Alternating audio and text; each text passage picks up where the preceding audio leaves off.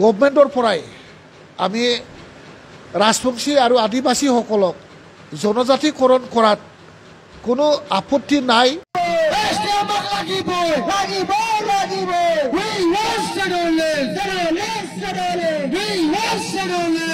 जेब्लासिम जोंनि बर' हारिनि गेजेराव मोजां लिडार सायख'नो रोङा, जेब्लासिम जोंनि बर' हारिनि गेजेराव जोंनि रायजोफ्रा मोजां दैदेनगिरि सायख'नो रोङा, अब्लासिम जोंनि बर' हारिनि गेजेराव जेंनाया माब्लाबाबो सुस्रांजानाय नङा, माब्लाबाबो जेंनानिफ्राय उदां जानाय नङा। दिनै सोरबाया जेंनाखौ सुस्रांनो थाङोब्ला सोरबाया जेंनाखौ बांहोयो। तो खुलुमबाय लोगोफोर, बे समाव नोंथांमोननि गेजेराव माखासे गोनांथार आपडेट बा गोनांथार माखासे बाथ्राखौ नोंथांमोननि गेजेराव सावरायनो बा शेयार खालामनो थाखाय नैबे भिडिअखौ लाबोनाय जादों। तो मेनलि नैबे दिनैनि टपिकआनो जागोन जाय जोंनि बिटिसिजों लोगोसे अल आसामावनो एसटि स्टेटास, एसटि मर्यादा डिमान्ड खालामबाय थादों। तो बेखौ लानानै नोंथांमोननि गेजेराव गुवार माखासे बाथ्राखौ सावरायगोन आरो बिनि जिहेतु थासारि बेखौ जोंनि बिटिसि गभर्नमेन्टनिफ्राय मा इनिशिएटिभ लादों बिदिबो नोंथांमोननि गेजेरजों नैबे बाथ्राखौ सावरायगोन। तो आसा खालामो नोंथांमोना भिडिअखौ जोबजासिम। लोगोफोर, नोंथांमोना नुगासिनो बे साननैसोनि गेजेराव ओरैबायदि माने स्ट्रंनिफ्राय स्ट्रं, गोख्रोंनिफ्राय गोख्रों सोमावसारनाया जाबोगासिनो जाय एसटि मर्यादा डिमान्ड खालामनानै। तो जोंनि बिटिसिजों लोगोसे अल आसामावनो सिगाङाव मोनद' हारिमोन, नाथाय दायो बाङै बाङै सोरबा कलिता, सोरबा लेम्बु तामांफ्राबो दिनै एसटि बिनायनि थाखाय खुद्रि सारगासिनो गोख्रों स्ट्रंलि। दा बेखौ लानानै जोंनि बिटिसि गभर्नमेन्टआ मा खालामदों, मा लादों, बा जोंनि थाखानाय जिथु शिड्युल ट्राइबआ मा खहा जागोन बेखौ जों रावबो सानाखै।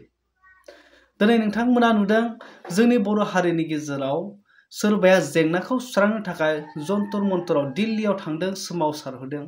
सोरबाया दिनै गावनि गाद्दिखौ गोमाजानो गिनानै बा गावनि पावारखौ, गोहोखौ गोमाजानो गिनानै बर'नि सायाव जेंनाखौ बांहोदों, दिनै बांहोनायखौ नुदों। दा नोंथांमोना नैबे ससे भिडिअ क्लिपखौ नायखो, जाय जोंनि बिटिसि गभर्नमेन्टनि इएम, गोदान इएम देरहासार बसुमतारी बिथाङा जितु जाय एसटि मर्यादा बिबाय थादों बैसोरनो एसटि होनायाव जेबो माने खहा गैयै बायदि, बा थाखानाय एसटिफ्रा जेबो खहा गैया, बिसोरो होयोब्लाबो जेबो आपत्ति गैया होननानै बिथांमोना बुंदों।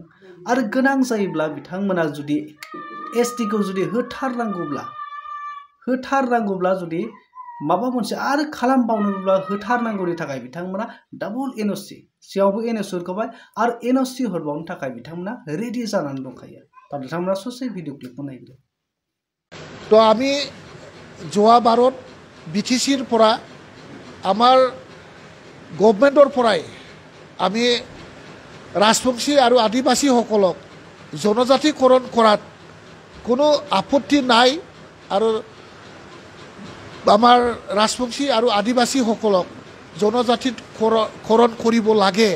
যিটো আমাৰ ফালৰ পৰা যিটো এনঅচি ভাৰত চৰকাৰলৈ, নেশ্যনেল গভৰ্ণমেণ্টলৈ যিটো দিয়া যিটো এটা এনঅচি, সেই এনঅচিখন আকৌ প্ৰয়োজন হ'লে আমি আকৌ পুনৰাই লিখি দিয়াৰ কাৰণে আমাৰ চৰকাৰে ইতিমধ্যে বা আমাৰ দলে ইতিমধ্যে সিদ্ধান্ত লৈছে।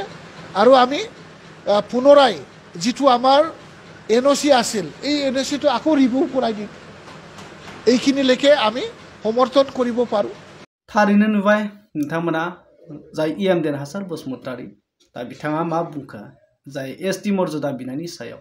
दा बिदिनो सेम हाग्रामा मनोहर सार बिथाङाबो डाबल एनअसि हरनायनि बाथ्राखौथ' नोंथांमोना मिथिखाबायानोसै, बुजिखाबाय।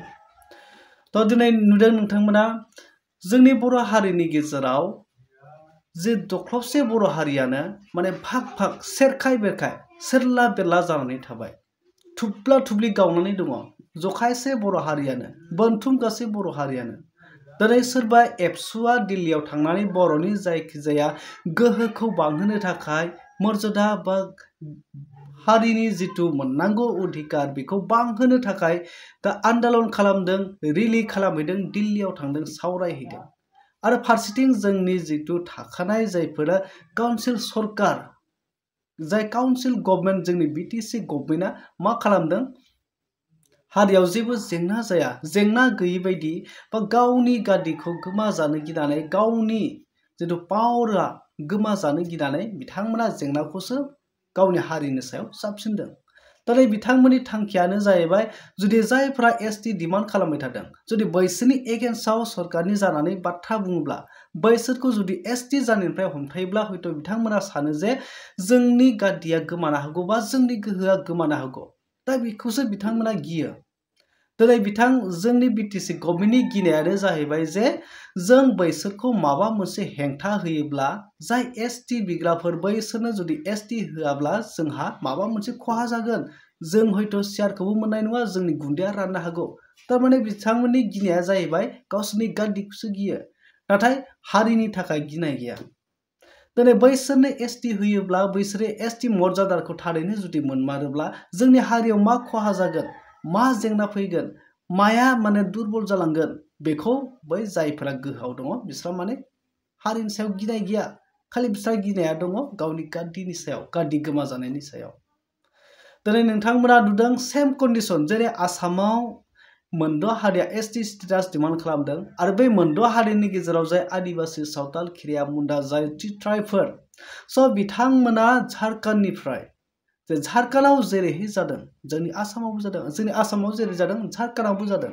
झारखन्डआव जायफ्रा दिनै जोंनि आसामाव एसटि मर्यादा बिदों जाय ट्राइबफोर आदिबासि हारिफोरा थिग बेबायदिनो झारखन्डआवबो कुर्मि हारिफ्रा एसटि डिमान्ड खालामदों आरो आदिबासि होननानै सिनायथि खालामना लानो नागिरदों। दा बेखौ सोर हेंथा होदों जाय आदिबासि सावताल खिरिया मुन्डाफोरा बै कुर्मि हारिखौ दिनै हेंथा होदों बैसोरखौ माब्लाबाबो गनायथि होनो हाया होननानै बिथांमोना हेंथा होदों। मानो थाखाय हेंथा होनो गोनां जाखो दिनै थारैनो जुदि झारखन्डआव जिथु थाखानाय जिथु सिदुल ट्राइबफोर जाय आदिबासि खिरिया मुन्डाफोर बैसोरनि गेजेराव जुदि कुर्मि हारिखौ आरो गोदानै एसटि थिसननानै होयोब्ला बैसोरखौ जुदि आदिबासि सिनायथि होबावोब्ला थाखानाय जिथु आदिबासिनि गोहोफोर पावारफोर जिथु अधिकार मर्यादाफोर बेयो माने खहा जागोन गोमालांगोन। बे बाथ्राखौ लानानै बिथांमोना बै कुर्मि हारिखौ हेंथा होदों बादा होदों आरो दिनै जोंनि आसामाव जायफोरा दिनै ट्राइबफोर बिथांमोना दिनै एसटि मर्यादाखौ बिबाय थादों। थ' अब्ला बे बाथ्राखौ नोंथांमोना साननानै जोंनि बिटिसि गभर्नमेन्टआ जुदि गावनि गादिखौ गोमाजानो गिनानै सोरखौबा माने जेंना सुस्रांनायाव हेफाजाब होगासिनो दङ नोंथांमोना नुबाय थादों। थ' बे बाथ्राखौ लानानै गोबां साननांगौ दिनै सोरबाया जेंना सुस्रांनो थाखाय दिल्लीयाव थाङोब्ला सोरबाया जेंनाखौ जाबसिनो बे जेंना जाबसिननायाव बिसोरहा हारिनि थाखाय गिनाय जेबो गैया बिथांमोना गिनाया खालि गादिनि थाखाय बा गावनि गोहो पावारनि थाखाय बिथांमोना गियो। थ' नोंथांमोना बे बाथ्राखौ एसे सान। बेखायनो आं बुंदों जे जेब्लासिम जोंनि बर' हारिनि गेजेराव सासे मोजां लिडार आरो सासे स्ट्रं जाय हारिनि मोजां सानग्रा लिडार जेब्लासिम जोंनि रायजो राजाफ्रा सायख'नो रोङा अब्लासिम बर' हारिनि जिथु जेंना बे माब्लाबाबो जोबस्रांनाय नङा माब्लाबाबो सुस्रांजानाय नङा। दिनै नोंथांमोना दं सोरबाया जेंना सुस्रांनो थाङोब्ला सोरबाया जेंनाखौ जाबसिनो। दिनै एबसुफ्रा दिल्लीयाव थांनानै जेंनाखौ सुस्रांनो थाखाय गावनि हारिनि जिथु अधिकार गावनि थामोनथानि रैखाथिनि गावनि नांगौखिनि माखासे दाबिखौ लानानै आन्दलन खालामहैदोंब्ला दिनै जोंनि बिटिसि गभर्नमेन्टआ मा खालामदों बांहोदों जेंनाखौ बांहोदों थासारिखौसो बांसिन सोमजिहोदों। दा बेफोरबायदि बेखायनो नोंथांमोना बयबो बुजिखायो बेखायनो फैबाय थानाय समाव जिथु बिनि जिथु जाय मोनद' हारिया एसटि स्टेटास डिमान्ड खालामबाय थादों स' बिनि सलुसनाबो फैबाय थानाय नभेम्बरनि 25 तारिखआव जानो थांगासिनो। थ' बेयाव मा इनिसियेटिभ लागोन सरकारा जोंनि बिटिसि काउन्सिल सरकारनिफ्राय मा इनिसियेटिभ लागोन जेबोथ' लाखाया। थ' बिथांमोनाथ' सापर्टसो होबाय आरो डाबल बिथांमोनखौ एसटि खालामनायनि थाखायसो बिथांमोना हेफाजाब होगासिनो दङ। दा बेखायनो जोंनि बर' रायजो राजाफ्रा एसे सिन्था खालामनांगोन साननांगोन दा फैबाय थानाय समाव जोङो सोरनिबा गादिखौ माने रैखा खालामनायनि थाखाय जों खामानि मावना जों हारिखौ रैखा खालामनो थाखायसो जों बयबो खौसे जानांगोन मोजां लिडार नागिरनांगोन। थ' लोगोफोर बेनोसै दा नोंथांमोना बिनि सायाव मा फोरमायनो सानो कमेन्ट सेक्सनाव थांनानै कमेन्ट खालामना फोरमायदो।